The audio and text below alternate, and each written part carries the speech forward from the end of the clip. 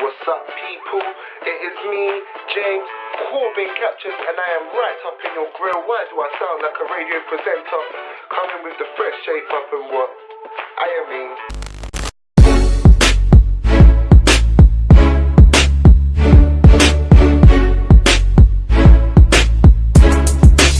mean. What's good, people? It's me, James Corbin Captures.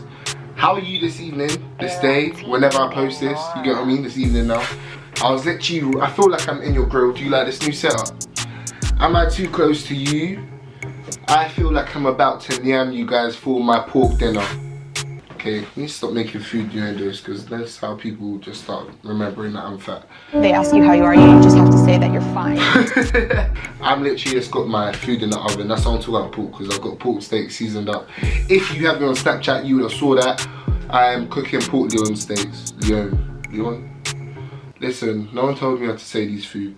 Okay, before we get started, can I just say, you need to, just below this video, subscribe, hit the bell, because YouTube wants to take the bag. YouTube wants to take this bag from me. So press the bell, it will directly tell you when I've uploaded, because I upload at least once a week, even during exam season. Am I not a king? Like, I'm uploading during exam season, like, bloody hell. So today, I'm going to be talking about everything you need to know if you're interested in getting a shared house in university. Okay, so you might be in first year right now. You may have already found, because by now it's May, innit? It's coming into May. So you may have already found your group of mates if you're on the ball, you're smart. A group of mates, you may have already found a house, maybe you put a deposit down and preparing to move over in either July or in September, depending on when you got your contract for. Or you might be last minute, and you might be, which is me right now, which kind of get onto that later on in another video for another day in another life. And yeah, you might be late and be literally just thinking, oh damn, I gotta go uni next year, where am I living? You might be looking for people right now. This video will also be for you. Or you might literally not be in uni, you just want to know what's going on, or you might be thinking of going uni and thinking, oh, I can't wait to live with other people. You need to watch this video too. This might be to people who's already lived in a house. They know exactly, a shared house, they know exactly everything I'm going to say, and they're going to be literally clicking in their room or wherever they're watching this, literally going to be going, James got it on point, James got it on point, James is hitting the points, on the hammer is on the nail. Okay, literally anyone who's watching this, you'll be able to relate with this. This is everything you need to know about a shared house. First of all, people you are choosing to live with. When I tell you, this is one of the decisions that is a make and break on. It's a make or break, like literally. This is how friendships literally turn upside down. They go dabbing on them, they literally cracking it up, twisting, crum. Literally, friendships go out the window. When you live with someone, like literally you're around them so long, even depending, it don't matter how much you think you're friends, everyone's got the annoying things about them, and if you're with someone so much, you will start to dislike them. You will start to want to strangle them in their sleep. It's the reality of it. It's the reality. That's what I think anyway. That's what I've come to conclusions. You're going to come and see their flaws and stuff. You might be friends. You might feel like you're the biggest, big time friends with people and stuff during first year. But you need to remember, first year is fun. First year, like, you're not even worried too much. You turn a blind eye to a lot of things, a lot of character traits. Maybe the way people keep themselves, you don't deep and properly look into things. You just think, nah, this person's cool. They don't look too bad. They're not rank, like thinking, like, cool, let's live together, should be fun, we'll have jokes all day, all nights. The reality is it's not gonna be like that. Like, I'm not gonna lie to you, in a shared house, it's not gonna be like that. After week 2, week 3, a month, depending on what type of person they are, or you are, like, if you think every day is gonna be sleepover, it's not. We are going into adulthood and the world. And the reality is by, let's say, month 6, you'll be living in the same house and literally just going to your room and going out. Like, that's the reality. That's reality. Like, obviously it may be different for some people, but that's what I think the reality is. Because when you're around someone so much, you start to not value spending time with people. And for me, I find it nice to like reach out and like, meet up and like it's nice, and then we do our own thing and then we come together, because I'm a busy guy anyway. So guys, I'm out here trying to show you the red flags when you're looking at people to live with. So let's say, yeah, you go over to your friend's house, you're thinking of living with them next year, and you see that they're not quite on top of like their cleanliness, and you're a person who likes clean stuff. If you don't like clean things, then no worries. What's it about the sheep and the flock, and they stay together? You lot stay together and you lot get the house and do the dirtiness galore together. That's fine. I get it. I get you. I rate you. But if you're like me, you want a bit of cleanliness, you want to be living like a human being and stuff, and you deep the people like that. I'm not gonna lie, those dishes has been in there a week since I came back. And it's still there. Like when you try to wash that, and if they're just brushing off, I can't be asked, you know. Listen, it's the can't be asked that's going to, you better, if you accept it, then accept it for life, because can't be asked. Use your dishes, still in the sink, can't be asked. That's all be the answer if you allow the can't be asked to stay there. You can't be asked. Your mother can't be asked. Joking. Not joking. Yeah, you deep. Oh, you're a bit dirty. Or like, every now and then, smelling a bit frowsy. Have you been to the washing machine? Not in a rude way, but like, these are the things you need to notice in your head, because that's the reality in real life. When you're around someone 24/7, those little things that you see in the back of your mind, you're like, nah, because you guys have fun together, is what's going to be maximised and made into a big issue and be the reason why you can't stand that person, innit? So, if you see that the person's not really clean or keeping themselves quite clean, remember, we're all grown people, innit? So, no. So that's red flag number 1. Red flag number 2, if you do not like the company that the people that you're going to live with keep now, what makes you think you're going to like their company inside your house? Because reality, shared house, you're in uni, everyone's going to invite friends over at some point. If you don't like the flock of people your mates, that your flatmates are with, then get out of it now. Get out of it now. Get out of it now. It's only like, you have to deep it. It's logic. You're going to have these people in your house. If you ain't on it, if you don't want people around, like if you're like me, and like, cause my mum's even been cause I've literally grown up here. My mum would not allow people to come over to the house. Absolutely not. My mum wouldn't allow me to go to people's house just like that. Like, it was never happening. Sleepover, never happening. It was not happening. Let's be real. We grew up in a Caribbean home. Going to people's house, people borrowing stuff, absolutely never. Like, no, it's absolutely not, but it's absolutely never. It was never happening. I don't borrow people's stuff. If I'm hungry and I'm at someone's place, like when I was a child, we are not going to be asking for the food. We have food at home, you can wait and hold the belly. Growing up like that, yeah, going to uni is so different when people can just come to your room just like that. It's all new to me, like come to the place where you shower your body, the place you lay your head. I necessarily only want energy that correlates with me. Like, I don't want anyone off, stranger off the street, in like in my humble abode, if that makes sense. That's just me, innit? I don't know. Everyone's growing up in different ways and sees things differently. But I'm not one to just have anyone. Like, you don't know what they do, like what their mindset is, like what you don't even know what they're studying. How can they be in your room? Like, deep it. How can they be in your room? Like, around where you sleep? They can poison you. Like, if you do not like or like you're not fond of the people your flatmates are hanging around with in advance, I would advise you to maybe not live with that person. But anyway, red flags, cleanliness, friends of friends, are you a fan of them? Is that person honest? Because honesty, I feel like to live with someone you need that honesty. Like, you're going to be having your stuff out. If you want to, I want to feel comfortable in my home. When you want to have your stuff out, will that person tell you the truth, something's going on? And respect. Respect. Is that person respectful? So these are the 4 things I'm going to tell you to look in each of your flatmates if you know you're living with someone next year, because prevent before the event, innit? Those 4 things are factors in a flatmate. That's it. That's it, I feel. That's it, I feel. If you're good with that, then honestly, I learned the hard way. Like, I wasn't really looking into the signs and things went left for me. Trust me, you don't want to end up in a place where you just don't like where you're living, or you don't feel comfortable where you're living. You want to be at peace, you want to do your assignments, you want to come home, know you can have a laugh, you know what I mean, and like everyone is coherent and respectful, innit? That's the idea. Cool. Now going on to the house. Okay, these landlords are trying to take your money. They know we get loan, they know us students in the UK, we are entitled to a loan and they want the loan. So student houses, most of them tend to be very badly looked after. So what you need to do when you're going for viewings, all of you need to like make an effort to go to the viewing. You need to be looking under the paintings. You know the paintings, the old Tracy Beaker hack, where she's out there looking under the, because they're gonna hide the mold, the damp.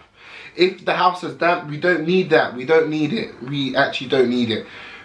If a landlord's showing you a place that isn't actually ready, who tells you they're going to look after you while you're in the house and you want things fixed? If they're showing to you things that are mash up and they've not sorted it out, what makes you think they're going to sort out for you? It's logic, innit? It's all about logic. It's all about logic, and it's all about that step into adulthood. And when you're looking for your own place and you're a grown man, grown woman, you need to know these things when you're going for viewings. You need to see the landlord. Do you get on with the landlord? Is this person approachable? Are they truthful? Are you getting good vibes from the landlord? Because this is the person who's going to be running your stuff. Do you know what I mean? Do you know what I mean? And this is all your estate agent. Like, see like their relationship with their current tenants, if they're showing you a place with tenants in already, and just ask them like how your relationship been with the landlord or estate agents. Is rent okay? Bills, how things work in the house. So you need to be looking for the mold. Is the door swinging off? Is like everything working intact? Because I feel if you go in a house and you know it isn't like up to standard and they're going to tell you, they're promising you they're going to do stuff, they're never going to do it. And I'm sure a lot of you in shared houses watching this is probably going, yes, yeah, James is right, because it's the truth. It's the truth. If you're going to view a house and you see stuff is wrong with it and you don't address it from there and make sure it's fixed before you step foot in that place, that place is never getting fixed. It's never. It's not gonna happen. Bills now. Bills. With sharing bills and stuff. Oh my days. Oh my days. I forgot to say, when you're looking at people, can the people around you, can they manage their finances? That is such a big thing. Oh my days. How did I forget that? That is number 5, but we're gonna put that as number 1 out of the 5. Literally.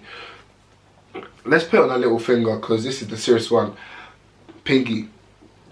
Can that person manage their money? Listen, you need to you need to deep. When loan comes, after month 2, month 3, are they totally done out of loan, done out of money? And if they don't get much loan, are they working? Like, do they have their money patterned? Are they always asking people for money because they can't manage themselves? You need to look past your friendship and look into the realities of things. Because if you're in a shared contract and someone can't pay rent, someone's got to pay it. Do you get what I mean? And you don't want to be put in arrears because someone in your house isn't paying. Depending on how the rent works. Some shared houses allow you to have separate contracts. Some is a group contract. So you all need to give that rent regardless of whether someone's down or they spent their loan and on designer or for their birthday. Like, absolutely not. Absolutely not. So someone who, you need to make sure that person patterns like the money around it. They're not just spending casually. As soon as they get loan jobs, you see them in 15 new wigs, lace frontals, or boys, you see them in Balenci's, you see them in Giuseppe's, all of these iced out. Got themselves a car with loan when they got rent to pay. People like that, you can go kiki with them, but you don't live with them because you don't have the time. Absolutely. So sorry, yeah, back to bills. Bills, I'm going to plug you guys, I'm going to put it on the screen. Split My Bills is the best place for anyone with shared houses, I promise you. So that company is for students directly. I think they work with the government as well, if I'm not wrong. I found it online. So they will pattern your internet, gas, electric and water bill. They'll merge it all together, give you the best price, tell you what your internet will be, like if you're after the best internet or not. You'll tell them what you want, they'll give you a quote, so they'll tell you how much it will be for your house, for example. And then they will split it individually, and all of your flatmates will have to sign up to the site and pay Split My Bill. So and it will always be that set price and unlimited. Like you'll be able to use unlimited gas, electric. Like no, the price won't change monthly. It's one price you pay per month for the whole entire time that you're there, and like it's an agreed price, everything, and it's individual. That's the most important part. So if someone, for example, can't manage their rent and stuff like that, or like their funds is moving low or overspent or whatever, they will deal with it by themselves. So the good thing about Split My Bills as well, of course it's individual, but the other thing is that if, for example, 1 month you're not able to pay, they'll allow you to push it into the next month's payment, and they'll find the lowest price they can as well, and I'm not even lying. So for the house I was in before, because I sorted it out, the Split My Bills and found it, it worked out to, I believe, £20 a month per each individual person. And that was given, and I got the best internet because I was looking to edit. Everyone watches films. Everyone was quite active on internet and stuff, and had loads of devices connected and things, TVs and movies, Netflix, all that galore. So went for the highest internet, limited gas, electric, water. As I said, hot water to bathe your skin. Not having any excuses for rank people in the yard. So hot water to bathe the skin. And that was like £20 a month, I believe. And literally it's individual. If a person can't afford it, they allow you to push it to the next month or whatever. But it's totally individual. So you have a landlord showing you a bill and telling you, you guys got to pay this, and the price is just fluctuating. It's guaranteed to have you save money. It'll save energy as well. And yeah, stress free, you know, and you can budget already with your loan and the money you make, or know what job you need to have to pay. And the whole point of living in a shared house is to save money. So do everything you can to save money. Don't let these landlords trick you. These landlords will trick you. Oh yeah, I sort out the bill. This is how the water bill works. Oh yeah, no.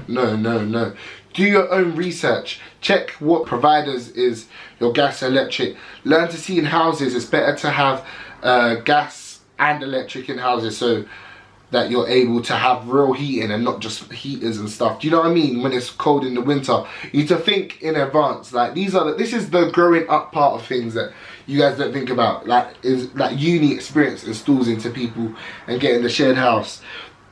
And in a shared house, you have to be willing to compromise, of course, because you're with like up to 1, 2, 3, 4 other people, 5 even.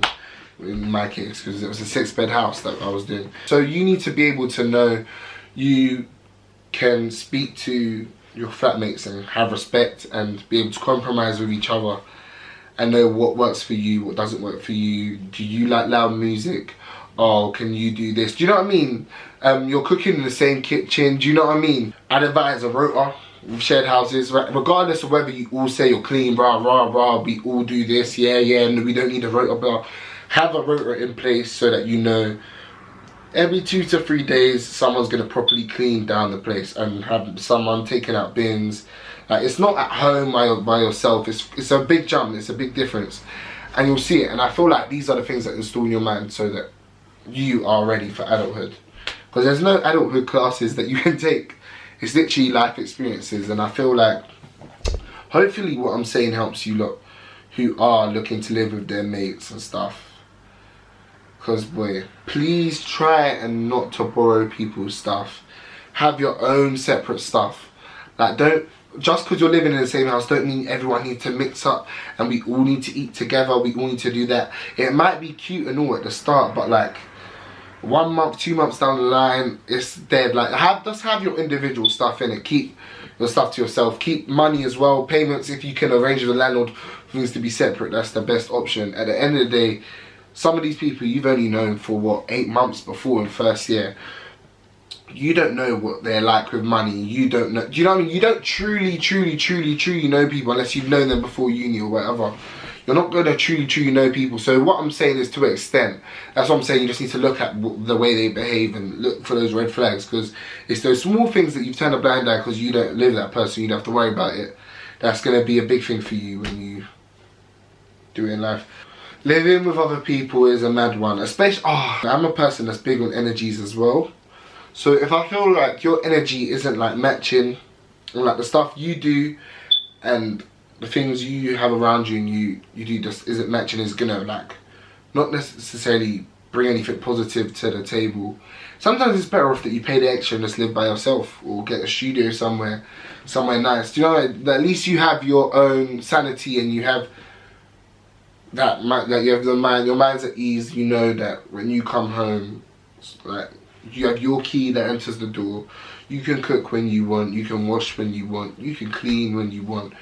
You can have things as the way they are and not like having to compromise with other people. Some people aren't made to live with other people, and don't feel like it's by force. Being in a studio doesn't mean you're by yourself. You can leave at any time, you can invite your mates. So yeah, that's all I have to say on shared houses. Good luck to all of you guys who are going to be living in shared houses. Don't kill each other. And yeah, thank you for watching. Peace, love, peace and harmony.